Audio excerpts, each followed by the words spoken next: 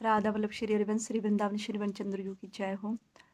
तो मेरी माँ के द्वारा जो सेवा थी ठाकुर जी की, श्री जी की, वो पूरी तरीके से बंद करवा दी है। हालांकि बंद तो बहुत पहले से ही थी, बट मैं ही बहुत ज़बरदस्ती करती थी और ज़बरदस्ती करके ही ये सेवा करती थी। बहुत तो मतलब चाहे कोई कुछ भी बोले, पर मुझे मेरी सेवा करनी है, मतलब करनी है। और मैं ना हमेशा नियम से करती थी, चाहे कितनी भी लेट हो जाऊँ, चाहे कितना भी ये लोग टॉर्चर करे, कुछ भी करे, मैं कभी किसी को नहीं बोलती थी। चलो ठीक है, चलो ठीक है, चलो ठीक है, चलो ठीक है, शायद अब समय सही आएगा, शायद अब समय सही आएगा, शायद अब सही होगा, शायद अब सही होगा, ये सोचते सोचते ही सब खत्म हो गया। लेकिन ना ही उन्हें शर्म आई, ना ही उन्हें अपने कर्मों को देखने की, मतलब क्या ही बोलूँ उनको। लेकिन एक चीज़ है, इस शरीर की जो माँ है वो रोज़ मंदिर जाती है, रोज़ जाती है मंदिर, रोज़ जाएगी मंदिर, नियम से जाती है, बिल्कुल नियम से, रोज़ दिए जलाने जाती है। बड़ी अजीब सी लगती है कि दूसरे की खुशियाँ छीन के तुम अपने कुल का दीपक जला रही हो। मेरी खुशी था, मतलब मैंने गोविंद को नहीं पकड़ा, गोविंद ने मुझे पकड़ा है, मैंने नहीं पकड़ा। ना हमारे इधर कोई गोविंद वोविंद चलते थे, ना ही हमारे यहाँ कोई लड्डू गोपाल, आज तक मैंने नहीं देखा, कभी नहीं। सिर्फ नवरात्रि में जो जिस माँ ने मेरी सेवा छीनी ना, उसी माँ की नवरात्रि सजाती थी मैं, उसी माँ की नवरात्रि।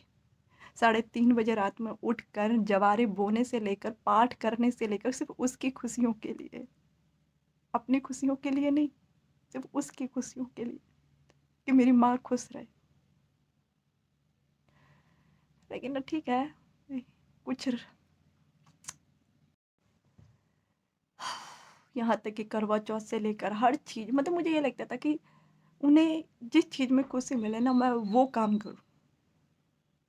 लेकिन नहीं समझते हैं कोई, कोई नहीं समझता। अ, मुझे ना खुशी होती थी, अ, सेवा करने में सबसे ज़्यादा खुशी होती थी। और ऐसा नहीं, मैं बचपन से ही पूजा पाठ करती हूँ, लेकिन वही जो महाराज जी कहते हैं कि ऐसे वाली पूजा जो मतलब अगरबत्ती से लेकर आपके नवरात्रि पूजा वगैरह, ये वाली पूजा थी। लेकिन असलियत में जो सेवा क्या होती है वो तो मैंने आज महसूस की है ना, जब महाराज जी से मिली हूँ, जब उनके प्रवचन, और जो लोग बोलते हैं ना कि आप प्रवचन नहीं सुनते, ये नहीं सुनते, मैं क्या ही बताऊँ आपको। अगर मेरे कान में ना उनके हेड अगर कहीं जाती तो हेडफोन, अगर रात में सोती हूँ तो स्पीकर स्पीकर ऑन करके सोती हूँ, जिससे मुझे सुनाई दे उनकी। समझ रहे हो आप, सत्संग की बात कर रहे हो। कभी कभी ज़िंदगी दो पड़ाव पे चलती है, जिसे चुनना हमारे बस में नहीं होता है। और मैंने नहीं सोचा था कि मैं कभी अपनी लाइफ, मेरी लाइफ मुझे इस रास्ते पे लेकर आएगी कि मुझे सोशल मीडिया पे आना पड़ जाएगा। बहुत टूटी हूँ मैं अंदर से इन घावों को। अब ये घाव इतने बढ़ चुके हैं, ये बीमारी वो बीमारी है जिसमें ना आप सह सकोगे, ना आप जी सकोगे, ना आप मर सकोगे।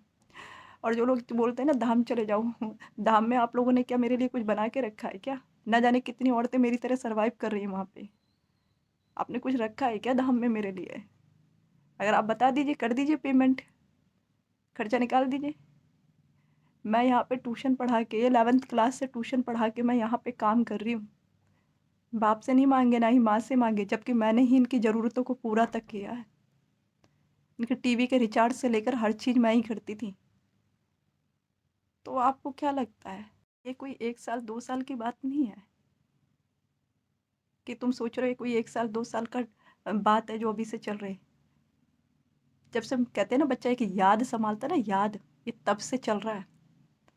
और ये इतना बढ़ चुका है, इतना बढ़ चुका है। ये रीजन है, जब तक हमें समझ नहीं होती ना, तब तक हमें लगता है कि सब ओके ओके है, शायद ऐसा ही होता होगा, शायद ऐसा ही होता होगा, शायद ऐसा ही होता होगा।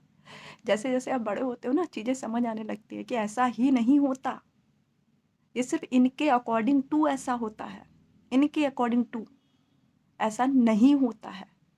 और जब मैंने आवाज़ उठाई ना, तो उसके बदले में मुझसे जिस चीज़ में मुझे खुशी मिलती थी ना सेवा करने में, वो सेवा तक छोड़ दी। और वही औरत जो रिश्ते में मेरी माँ लगती है, वही औरत जाके रोज़ नियम से मंदिर जाती है, उसे ना ही शर्म है, ना ही लिहाज है। और जो लोग बोल रहे हैं ना नाम जप, भाई मेरा कोई नाम जप नहीं छूटा है भाई, प्रॉपर चल रहा है नाम जप, कोई ऐसा नहीं है। मैंने कोई पाप नहीं किए जो मेरा नाम जब छूट जाए। हाँ, ईश्वर ने जो मुझे श्री जी ने जो कार्य दिया है, मैं वो कार्य कर रही हूँ। और यकीन मानिए आप सब, मेरा मुँह नहीं खुला था, कभी मुँह नहीं खुला था। ये मुँह तो 2024 में चीज़ें समझ आई। और जैसे-जैसे समझ आ गई इस ईश्वर के प्रति जितनी ज़्यादा मैं चलने लगी, जितना उनके प्रति समर्पित होने लगी, मैं जो ये चश्मा देख रहे हो -3 है। आँखें नहीं खुली थी और 10th क्लास में ये चश्मे के नंबर लग गए थे। मुझे समझ ही नहीं आया था, मैं शर्म के कारण पहनती नहीं थी, लेकिन तब भी मेरी आँखें नहीं खुली। मार-पीट, गाली-गलौज सब कुछ हुआ, मेरी आँखें नहीं खुली। मेरी आँखें पता जानते हो कब खुली? आप लोगों को लगता है मेरी आँखें तब खुली जब मैं ईश्वर पे समर्पित हो गई। और ऐसी आँखें खुली जो चश्मा लगा के नहीं देख सकती थी, वो अब बिना चश्मा लगाए दिख जाती है। अब आँखें बंद भी होती हैं तो भी सामने से जो होने वाला होता है ना, वो भी समझ आ जाता है कि अब ये क्या करने वाले हैं। तो सोचिए आप, सोचिए। और इतनी हिम्मत आई है ना, तो वो श्री कृष्ण के कारण। ना मैं ज़िंदगी भर ना ऐसे ही मार खाती रहती, ऐसे ही मार खाती रहती अगर वो नहीं आया होता तो। ऐसे ही मार खाती रहती थी, मार खाती रहती, सेक्सुअल हैरेसमेंट होता रहता, ऐसे डोमेस्टिक वायलेंस होता रहता, अब्यूज़ होती रहती, ऐसे ही होती रहती। लेकिन जिस दिन से वो आया ना, मैं उसे नहीं लाई हूँ, मैं उसे जानती तक नहीं थी। मुझे तो ये भी नहीं पता था मथुरा पड़ता कहाँ है, कभी नहीं सोचा था मैंने। मैं नहीं लाई हूँ, उसने मुझे घसीटा है, मैंने उसे नहीं लिया है। मैं तो आज भी बोलती हूँ, मैं तो ये भी बोलती तू नहीं आया होता तो शायद मैं ये आँखें कभी खोल ही नहीं पाती। और आज आज मैं अगर न्याय के रास्ते न्याय माँगने खड़ी हूँ ना, तो आपको क्या लगता है मैं यहाँ सोशल मीडिया पे न्याय माँगने खड़ूँगी? यहाँ से मुझे कौन से न्याय मिल जाएँगे? तो आप ये सोचो कि मैं न्याय माँगने के लिए हर वो नामुमकिन कोशिश कर रही हूँ कि मुझे मेरा न्याय मिले। और जानते हो, जब मैं बोल भी नहीं पाती थी ना, ऐसे मतलब घबराती थी, बोल भी नहीं पाती थी, क्यों? कभी बोला ही नहीं। कभी बोलना सिखाया ही नहीं कि गलत को गलत बोलना होता है। हमेशा ये सिखाया कि गलत को गलत नहीं बोलना होता है, गलत को सही बोलना होता है। हमेशा उस चीज़ पे पर्दा डालना होता है। औरतें यही तो करती हैं, हमेशा गलत चीज़ पे पर्दा डाल देती हैं। जैसे अभी आप लोग कर रहे हो कि अरे ठीक है, आप तो भगवान जी पे ही लगे हैं और ये कार्य भगवान ने ही दिया है मुझे। वरना जो चीज़ मैं कभी नहीं बोल पाई थी, वो चीज़ मुझे जो 2024 में बोलना कैसे आ गया अचानक से। जब मैं जो लड़की कभी अकेले घर के बाहर दरवाजा पे अगर कोई आ जाए ना, तो मैं उसे इग्नोर मार के अपने कमरे में घुस जाती थी। गेस्ट बैठे रहते थे, नाम ले लेके पुकारते थे, मैं कभी गेस्टों के सामने नहीं आती थी। मुझे आज भी याद नहीं है कि मैंने किस रिश्तेदार से या किस घर वालों से मैंने कभी बात की है, मुझे ये भी याद नहीं है, सिवाय अपने काम से। मेरी आवाज़ इतनी तीखी हो गई थी कि मैं किसी से बात करना भी पूछ रही, कोई मुझसे बात करता तो बोले क्या है, ये इस तरीके से बात करती थी।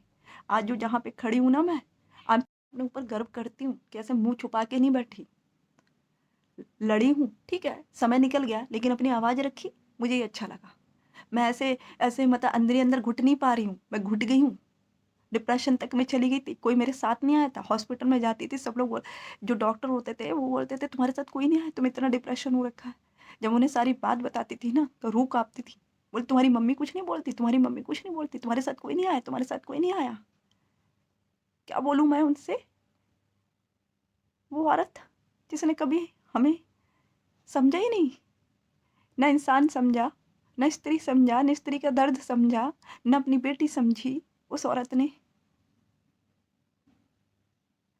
आज आज मैं जो बोल पा रही हूँ ना, जो बोल पा रही हूँ मैं यहीं नहीं, वहाँ सोशल मीडिया पे ही नहीं बोल पा रही हूँ।